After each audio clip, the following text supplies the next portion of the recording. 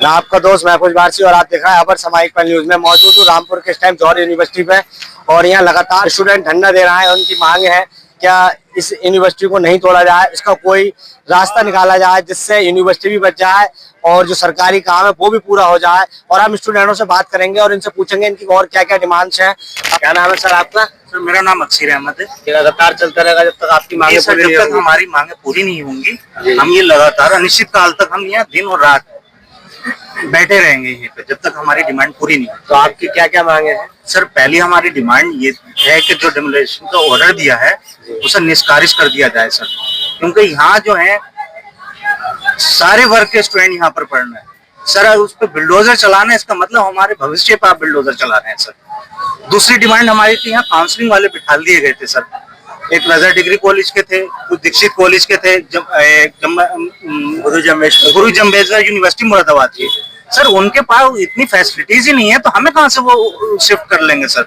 उनके इन्होंने यहाँ पहले दिन से ही यहाँ बच्चों को डरा रहे थे कि ये यूनिवर्सिटी बंद हो रही है, यहाँ पे बंद हो, मिसगाइड कर रहे थे, डरा रहे थे सर। तो वो तो डिमांड हमारी फुलफिल कर दी गई है सर, यहाँ से उन्हें हटा दिया गया सर। तीसरी हमारी डिमांड ये है कि हर साल जब भी एडमिशन का टाइम आता है सर 2019 से कंटिन्यू हमें टॉर्चर करा जा रहा है सर। हर साल एडमिशन के टाइम पर कुछ ना कुछ ऐसा मुद्दा उठा दिया जाता है, ऐसे कर दिया जाता है कि यहाँ कम से कम स्टूडेंट इन्वॉल्व हो यहाँ पे। चौथी डिमांड हमारी ये सर, हमारी कुछ बिल्डिंगें सीज कर दी गई थी, उस पर हमारी प्लांटी पड़ी थी, हमने वो प्लांटी हमारी यूनिवर्सिटी ने पे कर दी है, उसके बावजूद उन बिल्डिंगों को नहीं अनसील नहीं किया गया सर। चौथी हमारी डिमांड ये कि उन बिल्डिंगों को हमारा अनसील किया जाए सर। यही हमारी डिमांड है सर। तो आप 4 डिमांडों के साथ इस धरने पर बैठे, तो ये धरना आप कब तक चलाएंगे? सर जब तक हमारी डिमांड फुलफिल नहीं हो जाती है, जब तक हमारी जो मांगे हैं वो पूरी नहीं हो जाती, हम यहाँ से नहीं हटेंगे सर। मौजूदा वक्त की अगर बात की जाए तो आपकी इस यूनिवर्सिटी है, तो इस यूनिवर्सिटी में कितने स्टूडेंट होंगे पढ़ने वाले? सर लगभग 3 से 5 हजार स्टूडेंट हमारे यूनिवर्सिटी में हैं सर, इनरोल्ड हैं। जो हर कोर्सेज में अलग अलग कोर्सेज है सर। ह्यूमन राइट्स भी है सर, कॉमर्स भी है, लॉ फैकल्टी भी है, डी फार्मा भी है, बी फार्मा भी है, पैरामेडिकल के कोर्सेज भी हैं सर। इसमें सारे ही कोर्स हैं, इवन के रिसर्चर भी हैं सर। पीएचडी भी हमारी यूनिवर्सिटी में होती है सर। सर एक अपील और करना चाहूंगा आपके माध्यम से, क्या हमारी जौहर यूनिवर्सिटी ओपन है, एडमिशन यहाँ चालू है, डरने की जरूरत नहीं है। सबसे मैं अपील करूंगा कि यहाँ ज्यादा से ज्यादा आके एडमिशन लें यहाँ पे सर, ज्यादा से ज्यादा यहाँ आकर एडमिशन लें सर। अगर दूसरी चीज फीस की बात कर रहे हैं सर, ये मेरे पास जी बताइए। यूनिवर्सिटी का स्ट्रक्चर था फीस, अभी वो सर कहेंगे वो हो गया। उसके मुताबिक सर पीएच कैटेगरी जितनी पीएच है उनकी उसको उन्हें रिलैक्सेशन दिया जा रहा है। जैसे मैं खुद पीएच कैटेगरी से आता हूँ सर, फिजिकल हैंडीकैप हूँ सर, मेरा 80% है तो मुझे 80% लेस कर दिया गया। 80% यानी एलएलएम जो मेरा कंप्लीट हो रहा है वो 24,000 रुपए में एलएलएम कंप्लीट हो रहा है सर। अच्छा दूसरा सर, जिनके सिंगल पेरेंट्स हैं उनके 50% माफ है सर। जिनके दोनों ही बहुत पेरेंट्स नहीं है सर उनके 100% ट्यूशन फीस है। एससी एसटी की सर 100% ट्यूशन फीस है सर। और आधे कोर्सेज में भी छूट दी गई है सर। और इवन की ईडब्ल्यूएस का 20% है, जो और भी कोर्सेज है उनमें भी सर यहाँ पे छूट दी गई है सर। आपसे कोई प्रशासन का किसी तरह कोई बात करना है? कोई नहीं आया सर, कोई नहीं आया। इवन की मेरे 2-3 साथी जो अभी चले गए हैं सर, उनकी चीखते की आवाज गले की बैठ गई है, लेकिन उन तक हमारी या तो हमारी आवाज में दम रहा है या उन्होंने अपने दरवाजे इतने मजबूत कर लिए हैं या दीवारें इतनी मजबूत कर ली हैं कि उन तक हमारी आवाज ही नहीं पहुंच रही है। ये हमारी यूनिवर्सिटी बनी 2005 या 6 में कंस्ट्रक्शन स्टार्ट हो गया था सर, बन के तैयार हो गई थी हमारी यूनिवर्सिटी सर। जो उस टाइम पे ग्राम पंचायत थी यहाँ पर सर, आरडीए नहीं था। आरडीए अच्छा 2023 में इन्होंने फिर किया था सर, यहाँ पर आए थे ये 2000 इन्हीं टाइम पे सर, तब ये यहाँ से चले गए थे सर, तब ये आरडीए में नहीं था सर। 2024 में आरडीए ने इसे अपने अंडर में लिया, लेने के बाद सर आज इन्होंने इसे डबलाइजेशन का, जब यूनिवर्सिटी बन रही थी जब कहाँ थे आप?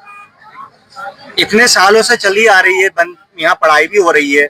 जैसे मेरे भाई हैं, ओल्ड एनिमीज हैं मेरे, ये और भी हैं यहाँ से पढ़ के अच्छे अच्छे ओहदों पर भी हैं, बाहर भी हैं, फॉरेन कंट्रियों में भी हैं सर। बैरिस्टर भी वहां से कर रहे हैं, बाहर से कोर्स कर रहे हैं बैरिस्टर का भी सर।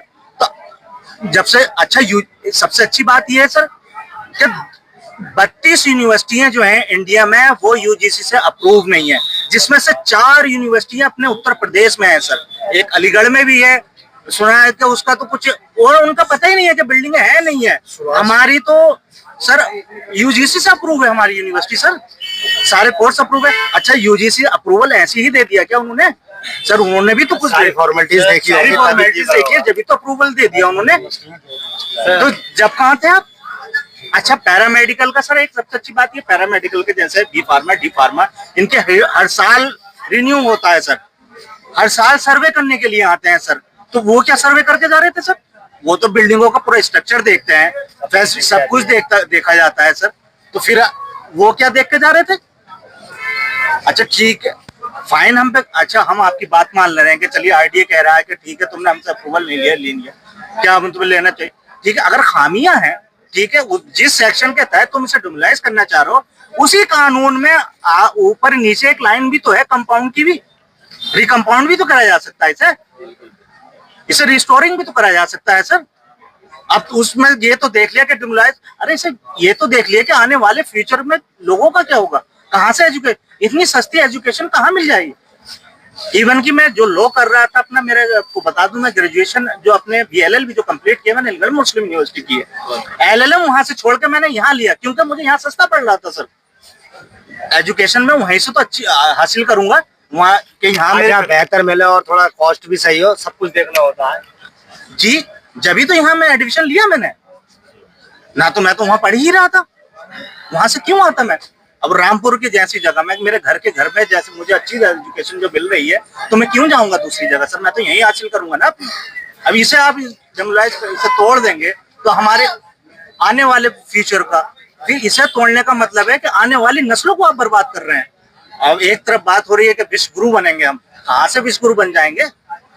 अच्छा तो मेरा आखिरी सवाल है, मेरे चैनल के माध्यम से आप सरकार से कोई अपनी बात कहना चाहते हो, जो आपकी जरूरी बात वहां तक नहीं पहुंच पा रही हो, तो आप ऐसी कोई बात सरकार से कहना चाहेंगे? सर यही कहना चाहूंगा सर, इस यूनिवर्सिटी पे आप से हाथ जोड़ के रिक्वेस्ट है कि इस यूनिवर्सिटी के साथ हम बच्चों के भविष्य के, हम लोगों के साथ जुल्म ना करें। हमारा ये एजुकेशन पढ़ने का टाइम है, हम यहाँ पे क्लासों में होते, क्लासों से अपने घर को जा रहे होते, आज हम रोडों पे बैठे हुए हैं। तो आपसे गुजारिश है कि जो आपने फरमान जारी किया है उस फरमान को आप वापस ले लीजिए।